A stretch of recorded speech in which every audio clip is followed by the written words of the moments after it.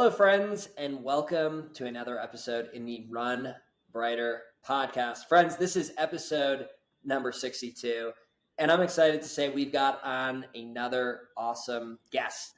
We have on Sean, who you may know him as Dad Runs.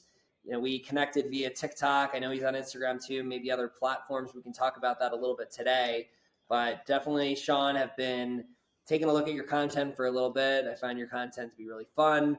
I know you're a dad. I know you've done a marathon recently, doing the New York City Marathon. And then also, we spoke before the show, you talked about the fact that you were a big basketball player as well. So I'm just truly thrilled to have you on today. Excited to give you an opportunity to share a little bit about your brand and your story. So let me pass it over to you for a quick introduction, and we'll start firing out some questions. Well, I appreciate it. I'm excited to chat and have enjoyed starting to listen to the podcast, and certainly excited to be on it. So I'm a newer runner in terms of racing.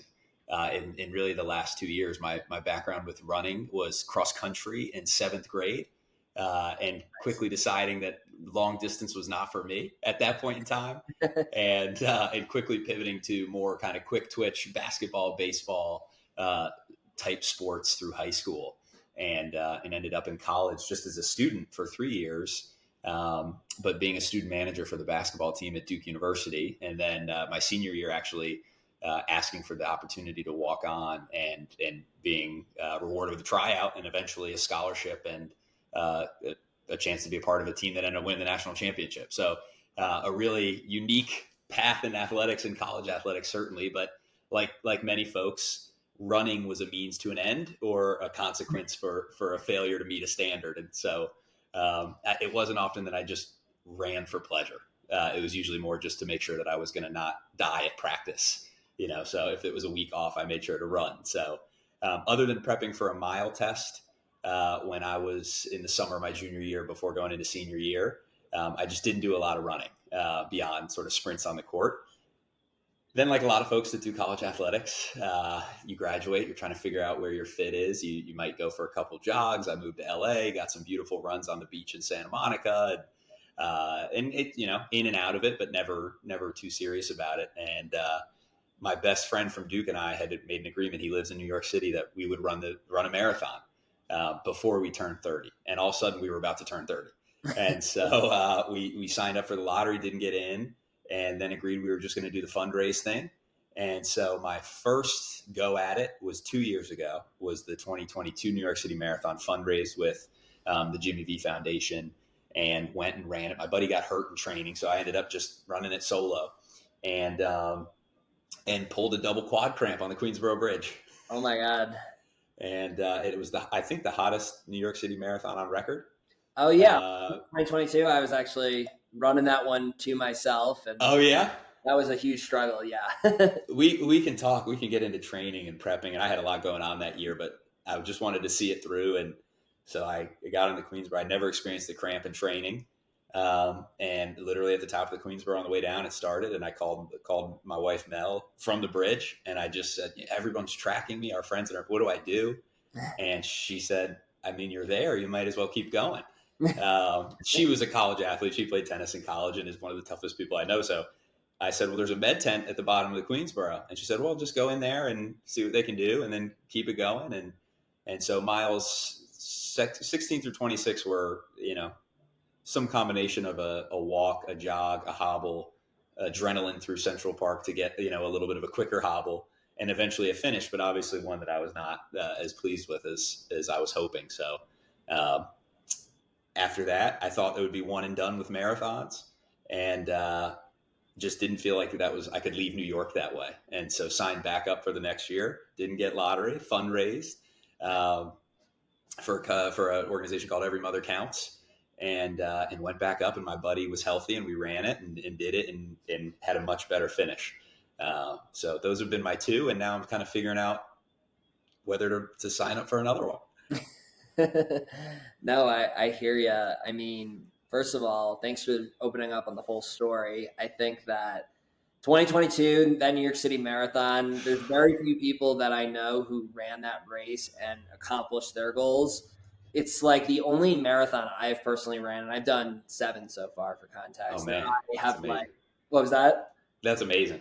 Thank you. I appreciate that. It's the only one I've done where I like walked for multiple miles myself. So, I mean, it just wasn't a day that was meant for success for a lot of people, I think, and it happens. But kudos to you for getting out there another year and putting in another effort. And it sounds like this past year was a bit more successful for you. But I want to take a couple steps back here. I mean, I think the basketball player to marathoner, especially like at the collegiate level, like you, that's not something that we often see. I think we see a lot of soccer players. Rowing's a big one that I've seen a lot of, but basketball is a little bit different.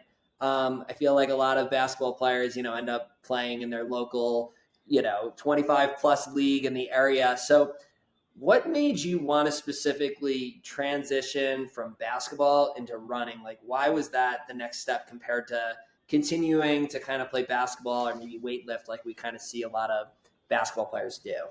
Yeah, I think there were a few things. I think one, the journey into basketball was kind of non-linear, and so it wasn't. I actually didn't even play varsity basketball at my high school, which is a crazy part of the Wow. story to end up on a Duke basketball team. But Yeah. I played varsity baseball and was a captain, and baseball was my priority. And so I think because I didn't have a normal route into the basketball world, it felt normal to take sort of a odd exit out, if that makes sense. Yeah.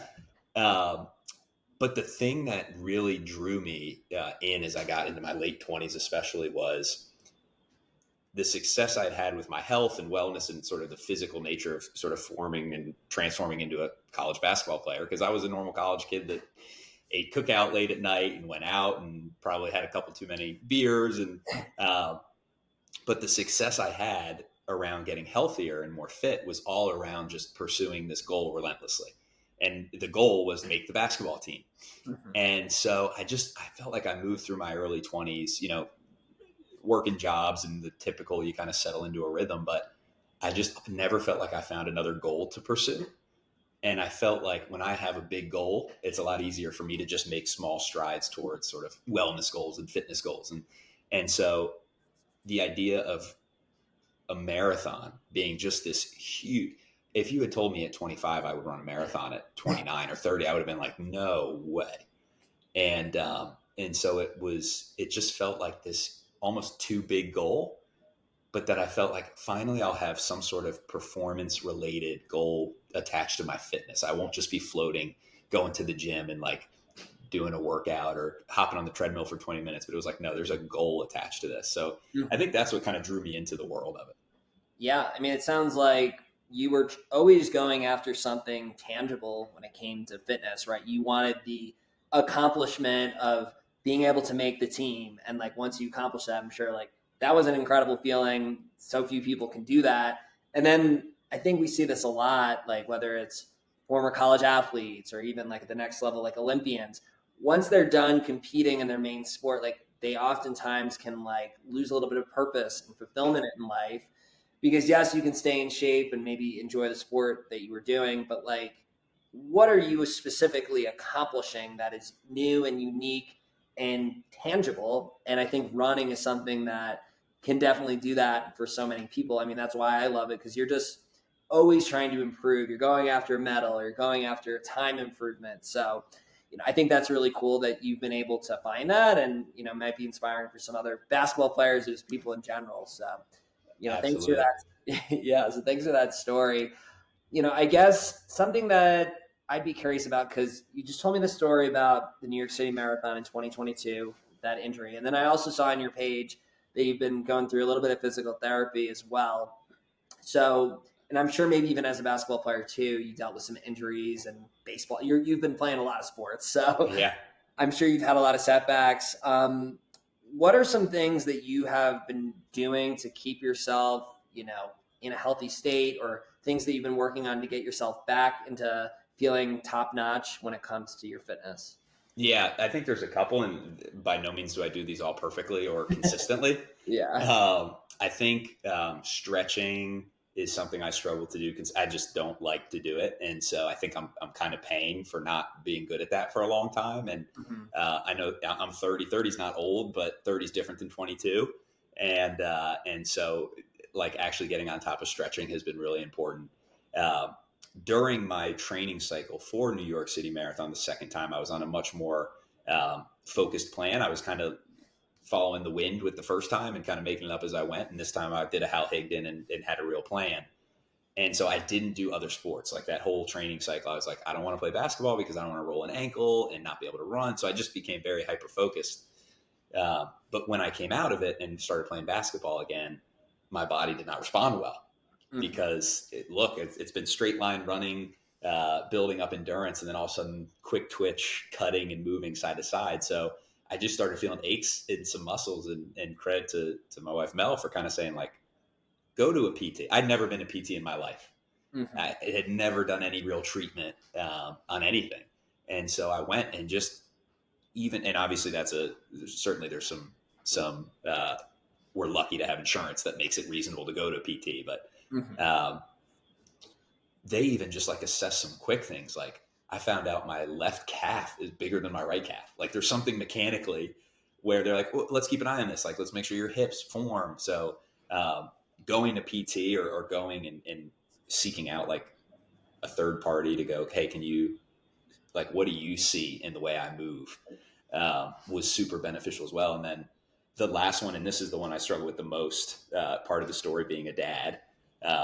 And the first marathon, especially, I was in grad school while working full time, and our second child had just been born. So it was just like this hodgepodge of busyness, but sleep. And I still am terrible at sleep, but it's crazy how much sleep impacts a run and the quality of a run or the quality of a workout. And that's still, it's one that I don't meet my body's need, I feel quite sure, but trying to.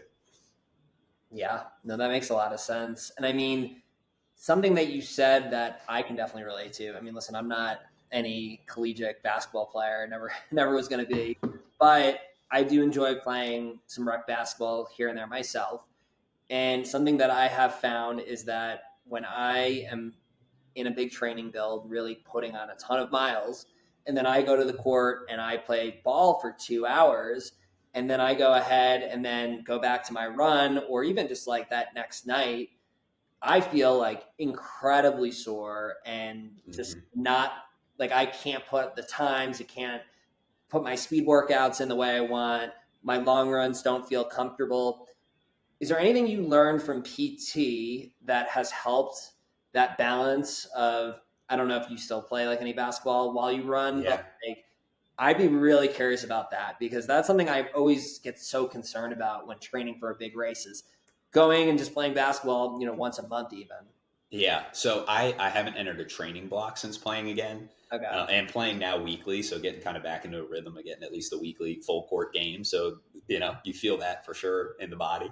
A thing that they've definitely helped me with, and obviously everyone has their own sort of strengths and weaknesses within their own sort of mechanics and body, but is actually not just like stretching and muscle recovery, like massaging or whatever, but actual strength building and strength building around sort of non-main muscles. So where I was having some issues was what I couldn't pinpoint. It was like my hip, my glute. I couldn't tell what it was. And they ended up kind of thinking like there's something I guess called your deep gluteal region where like there's these 5 rotators or something is how they explained it to me. But yeah, a lot of the work has been around actually strengthening core and strengthening glutes and strengthening hips. So it's not just stretching, but also doing exercises to build up the muscles around there. Because when I lift, I'm a basic lifter, like curl, squat, bench press, like these sort of major movements. And there's so many little movements that you can build hip strength and core strength. And so I would be really curious to see whenever the next big build comes, how focusing on some of those smaller muscle movement strength building could impact a training block and sort of feeling good through a training block. Gotcha.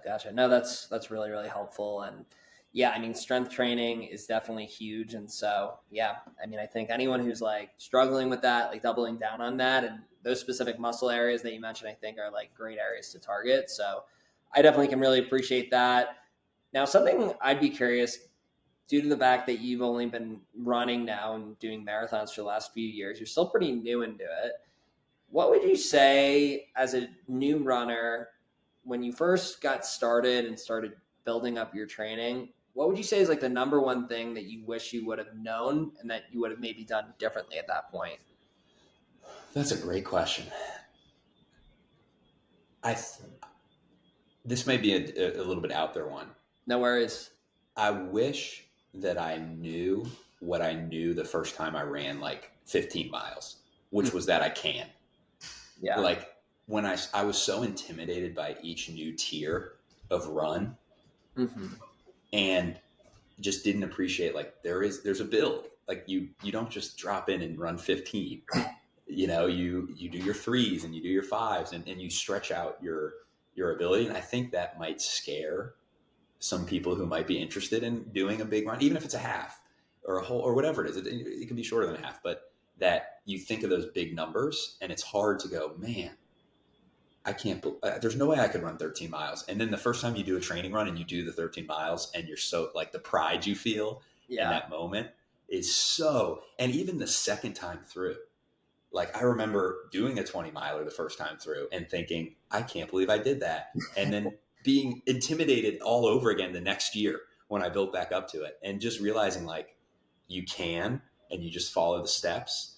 And I just wish I had known that I can, because I think that it's intimidating at the start. And I think I could have enjoyed the experience more if I had just trusted that the work I was doing was actually going to get me where I needed to be.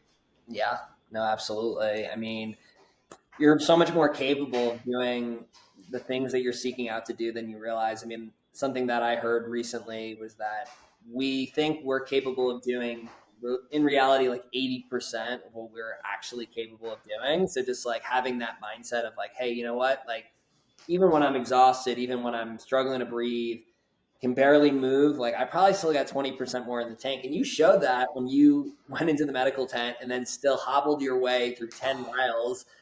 Probably gave more than 20% when you had like less than 5% in you at that point. So that was gnarly. That was there were, but I'll tell you what, you haven't experienced that particular marathon.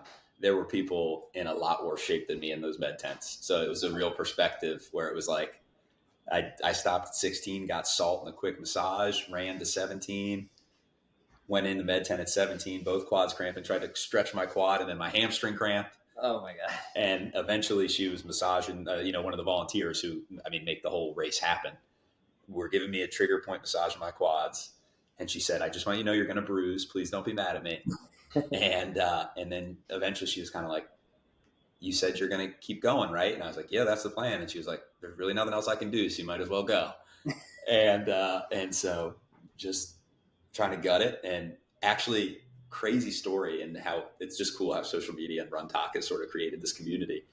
I posted a video after that marathon talking about that PT. They're just saying, like, I don't know her name, but she gave me this trigger point massage, and I am in fact bruised, but I'm so grateful because that's probably the only reason I could finish. Mm-hmm. And it came into her feed, and she actually commented and was like, I'm the PT, I'm so sorry, but like I'm so glad you finished. And it was like, just, oh my God, I don't know, that's what's been really rewarding about the whole social media part of the running community, is like you just meet some cool people and make weird connection points like that. Yeah, I mean, we have access to finding and communicating with people at a higher level than ever. So I think that's like the really cool part about it. And that's such a cool story. I mean, what are the odds of that? I couldn't believe it. Yeah, clearly the algorithm gods, are pointing things in the right direction. Very cool. I'm curious too, when it came to your training, right? As a former basketball player, it's not like you've been doing this your whole life. You ran a little bit cross country when you were younger too, it sounded like. Yeah. Where did you go to understand, what your training should be towards a marathon? Because I think a lot of people don't really know where to start.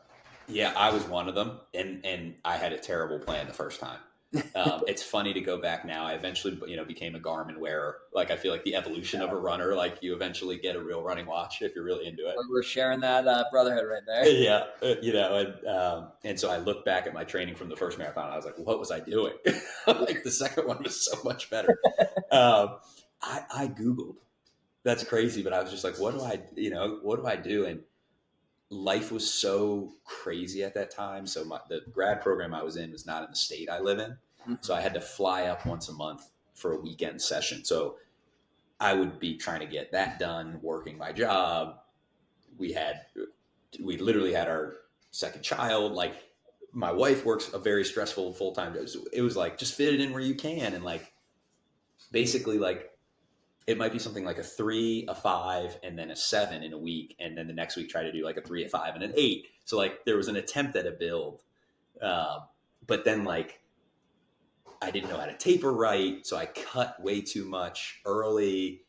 So like, my 20 miler was too soon. So then I had like this big long window where I didn't really put up big miles.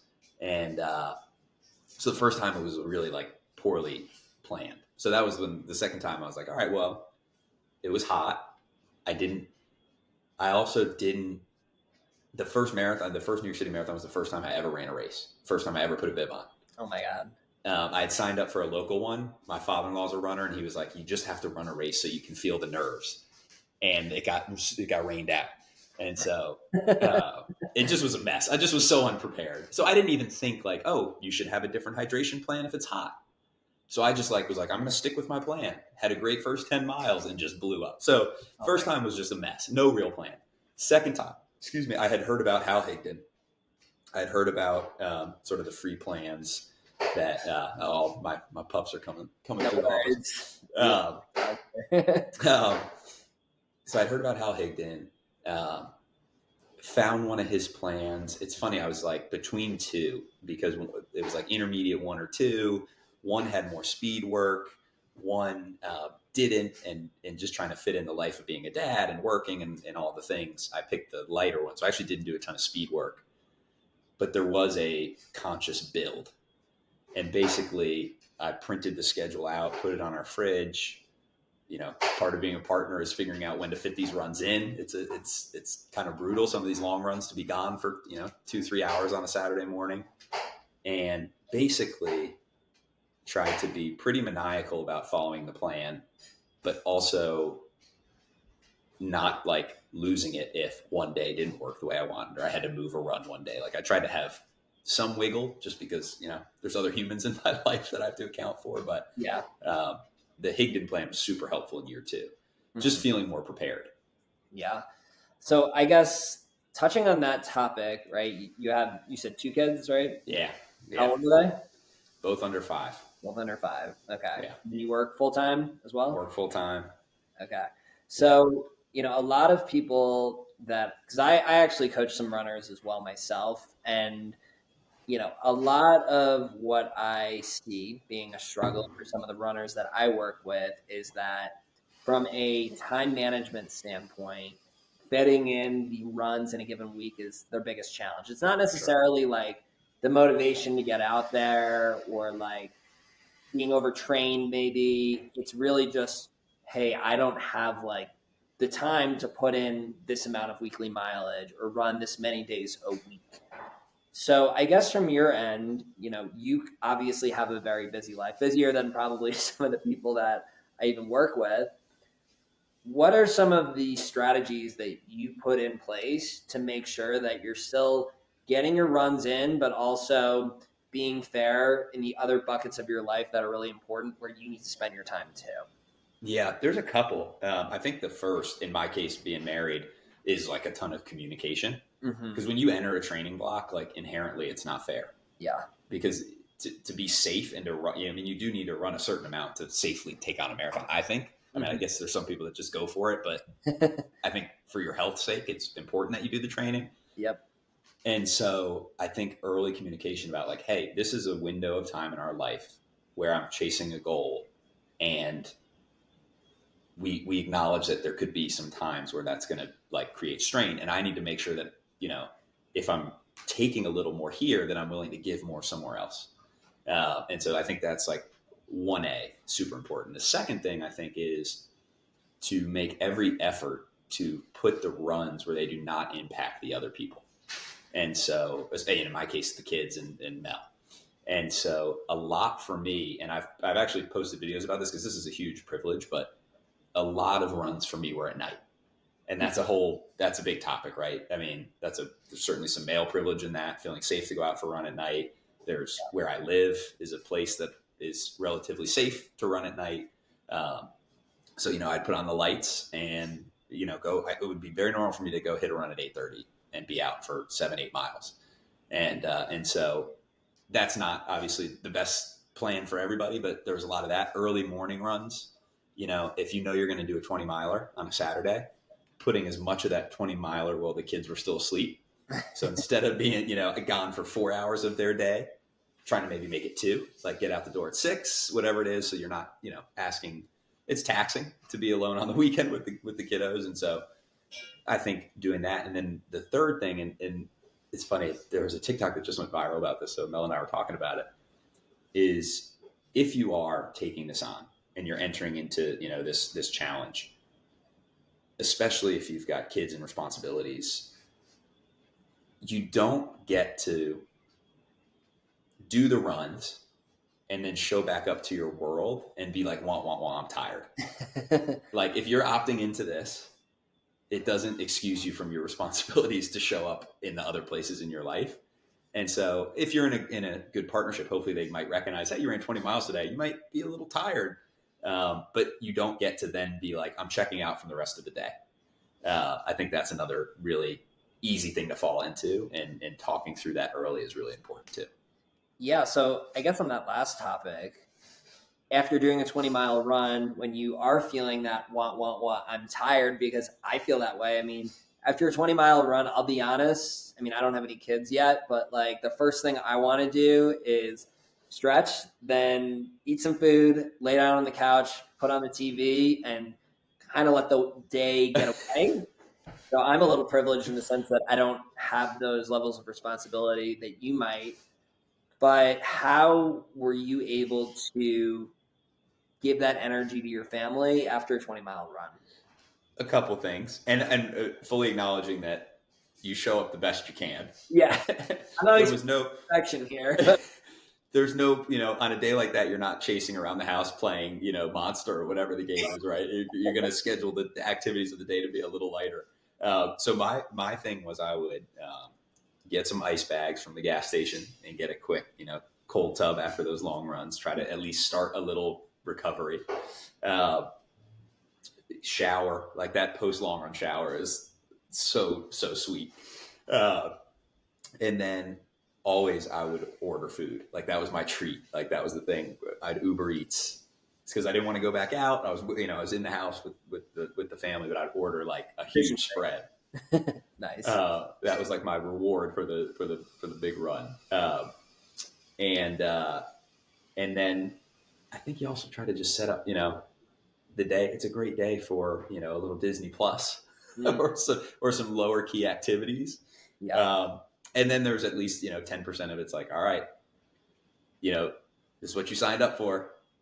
You got to get, just suck it up, man, because they deserve your best. They didn't choose for you to sign up to go run a marathon. They didn't ask for you to go do this. So they certainly shouldn't suffer any consequences because of it. Nice. Yeah, I really like that. I think you're trying to find areas where you can save some time, also like take care of yourself for a little bit first, and then accommodate in a way that is a little bit more relaxing, so you're not overdoing it, but still kind of pushing through to really be the best version of yourself, to be the best dad you can. So I'm sure your family does appreciate that, even when you're going through a training build. And I think that's really helpful advice for someone who might struggle with that balance, or maybe the reason they're not signing up for a race is because they're concerned that they won't be able to be the best version of themselves in that area. But clearly, like, there are ways to do it. And I really think that that's helpful advice there. Now, I'd be curious, moving to a little bit of a different topic here. You obviously have been broadcasting your journey and creating some really cool content that, like I said, I've enjoyed a lot. What motivated you to get into this Run Talk space and start sharing some videos with the community here about running? Yeah, it's so funny. So Mel was on TikTok long before me.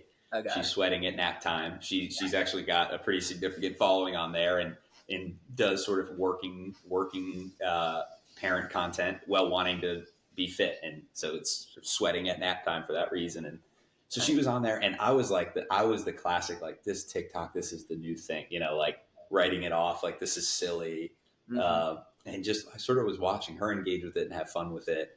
And when we got into the marathon, she was like, I'm telling you, you ought to just like journal this and share this. Like, it would be really cool to document, and people might find it interesting. And so I just kind of started, and it was still like the first ones were probably pretty bad relative. I mean, I'm not a huge production person, so I don't put a ton of time into the editing, but just started kind of building it and then learning more about like following other runners. Like, that became a really cool part of it too. It was not just sort of documenting my own journey, but watching other people. Like, gosh, I think Atlanta Marathon's this weekend, and Trav Daddy Run. I can't remember what the handle is, but he just went viral for this post about doing his long run, and like really emotional, sharing about his parents' sort of lack of support in the whole thing. And like, now I'm like, I can't wait to see how his first marathon, like, what, who would have thought I would care about someone I've never met, like running their first marathon? But now I'm like so invested in hearing how it goes, and watching and keeping track. So it was like a two-way benefit in that way. It was cool to document. And now I get the, like, a year ago today, you posted. So like when I was in New York the second time, I was getting the year before. So it's been neat to sort of engage in a community, and start to root for other people, and get tips and tricks along the way. But yeah, document the journey. So Mel gets full credit for kind of talking me into it. And now like Herm Runs is another one. Like, I was a huge fan of his, like right when, like early on, I just like, he's making such approachable, cool content, and like, he's blown up, and like nobody deserves it more. And he's like, we hosted a little run in New York. We were like, we have an email from a year ago. We are like, wouldn't it be cool if we could host a group run and maybe 10 people could come? And there were like 200 people there. And we did a run in Central Park the 2 days before. I think we did that. Maybe that was the day before. I don't remember which night it was, but we did a shakeout with like a ton of people came. And so there's just been a neat community aspect to it. Like, why are we having this conversation? Like, how cool is it that we both have this shared interest and something to share a passion about? So it's been way more rewarding than I would have thought it was, that first video I posted. Yeah, no, absolutely. And there's so many people who can be negative about social media, and also like watch the wrong types of content for them that might be negative and make them feel hard on themselves or hard on the world. But I think like something you and I share that I try to encourage people is like, you can create your own algorithm. Like, watch the videos for a long time that are the ones that are really positive to your lifestyle. If you want to get into running, like, become part of this community in the sense that you're interacting with people, that you're trying to learn from their story, and like, you're going to be fed really that type of content so often, and build the relationships that obviously you and I have. So I'm really glad like you've transitioned your life into this running space, and you've been able to really accomplish a lot, but also like build a network of really great individuals, and start really being like a person that is rooting for people and really just caring about others. Cause like, it's a rare trait to have, and it's great to meet you and have someone that has that shared interest. For sure. I would say also, just like for anyone that's listening that's maybe on the fence about running or new to it, the community, like at races, and just like, is incredible. Like, if you want to cry, go watch the New York City Marathon. Like, if you want to, but even your small local race, like I've run some little local trail races and some half marathons in my town, and like, it just is the most welcoming. And I feel like it's moving even more towards inclusion, like in terms of pace and different body types. Like, I'm 230 pounds. I'm 6'3". That's not what a runner looks like. But it just, there's so many cool, welcoming people. And it's like, especially, I don't know, post pandemic, I feel like people sometimes struggle to make friends. Like, go join a run club, like go get plugged in. People are super welcoming. At least that's been my experience. I won't speak for everybody, but I've really found it to be a cool community. Yeah, no, absolutely. I'd be curious, going through this experience and like learning from Run Talk as well. What would you say like is your top tip for beginner runners who are just trying to get started and get out there, to find like not running as just a way to accomplish one thing and move on, right? Because you obviously came back, you did another marathon. It sounds like you're inspired to like figure out your next journey with running too. But like, what is your top advice to find a lifestyle with running that you know are starting to adapt to? Yeah, I think start small chunks. Like if you go run 10 miles, which I did this once, I just was like, I want to prove how mentally tough I am. I'm going to run 10 miles. And Mel was like, you're crazy. And I did it. And then I didn't want to run for like a really long time because my body felt terrible. So like reasonable starts, I think commit to yourself to do a certain number of runs. Like don't give up after the first because it can take a little bit of time to like settle in and find your rhythm. Mm-hmm. Um, and be open to recognizing what it might be doing for your mental health. I think it's really easy to focus on how it makes you feel physically, and those first few physically can be really hard if you haven't run in a while or ever. But man, the reward if you stick with it mentally, I mean, just the clarity it can give you just being out on a run on your own and working through like work situations, things you have going on in your life where it's just like, it's just you and you.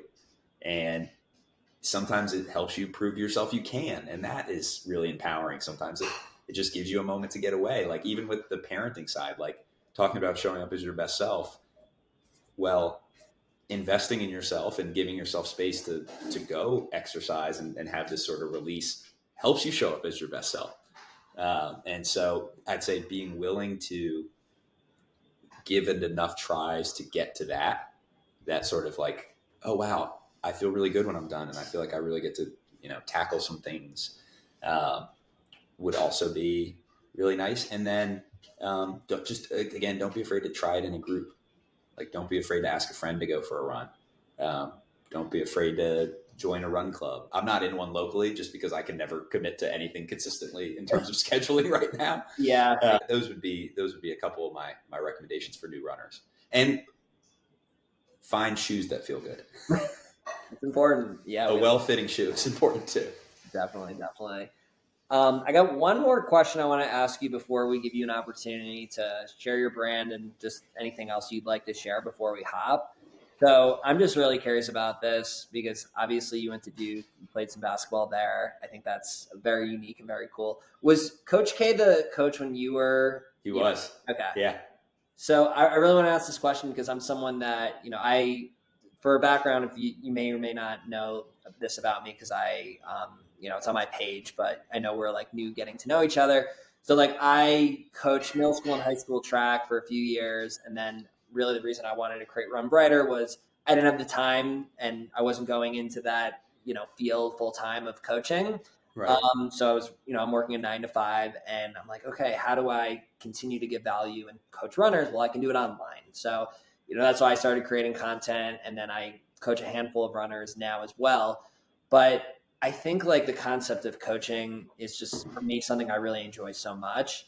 And, you're probably out of anyone I've met, probably the most connected person to Coach K that I probably have ever met. Right. So I'd be curious, was there ever like a piece of advice, like as a coach that he gave to you or the team that really like made a big impact on you, either as an athlete or just as like a human being that you think would be good to share?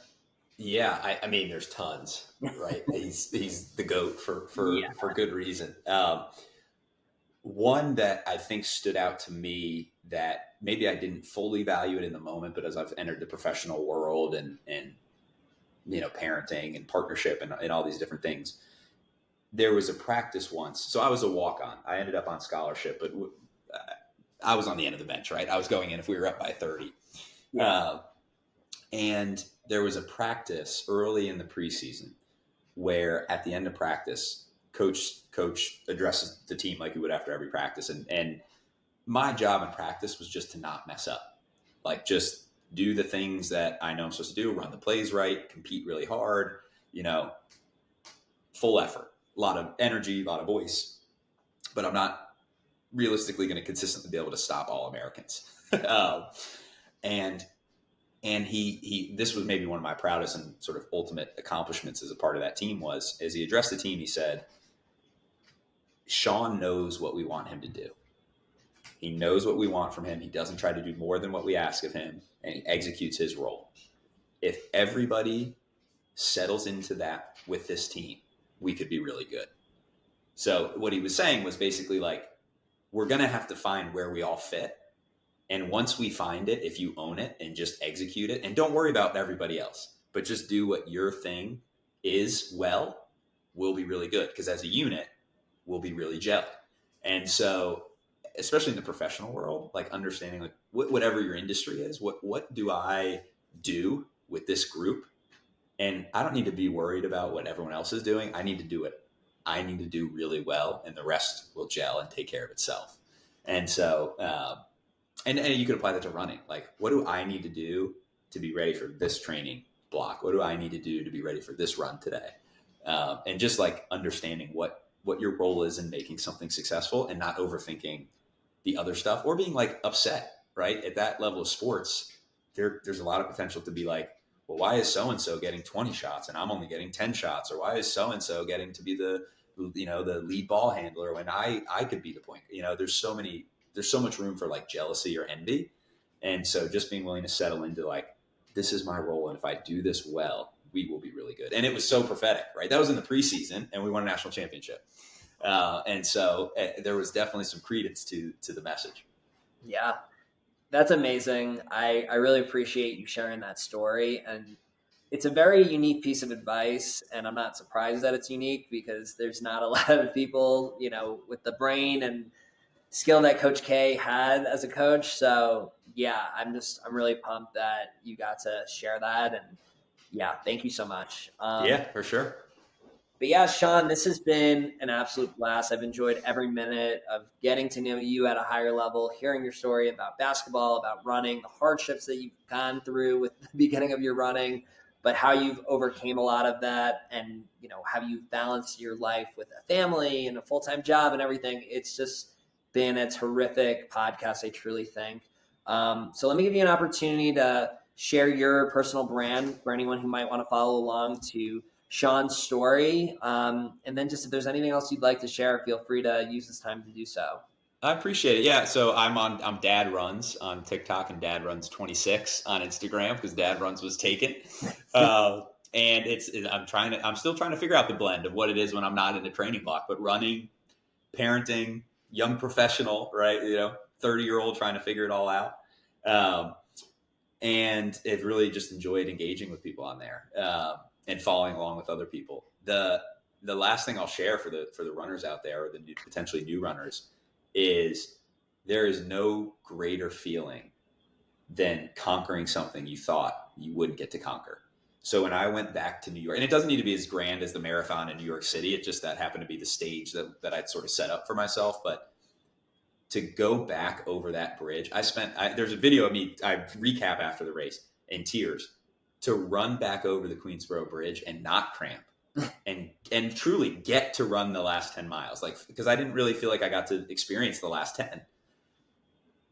I was in tears running over the Queensboro Bridge the second time because I was so proud of myself, like purely for doing the training and conquering it and coming back and not giving up. And so if you're thinking about, running it, that might be the 1 mile loop around your neighborhood that you feel like you conquer, and it may take a couple tries, but whatever that is for yourself, the confidence that it brings to you and sort of the pride that it brings to you, it's very hard to find that feeling anywhere else. And so definitely don't give up if the first one doesn't go the way you want. I love that. Bonus question. What was a better feeling, the national championship or the 2023 meeting? Oh man. Well, I'll say it this way. The national championship, I had no participation in. So I was a proud cheerer from the sideline, but it wasn't something that I conquered myself. It was certainly more of a team and me just being on the right team at the right time. So I would say, but that was a journey too, with a special group of people. Oh, they're close. Here was the tiebreaker when my kids were born. There you go. That go. was the best. Those were 1B, tied 1B. 1A was That's a good answer. I definitely can respect that. Well, Sean, thank you again. Everyone follow Sean. Dad Runs on TikTok. Dad Runs 26, right? Yeah. Cool. And yeah, if you need anything, man, I'm here to help in any way I can. As someone who came on the podcast I'm always happy to help in any favor I can in the future. So I appreciate it. I hope we're getting to run another marathon and this time know about it. I hope maybe next time we're in New York or wherever it is that we'll know and maybe get a mile or two in next to each other. that would be great, man.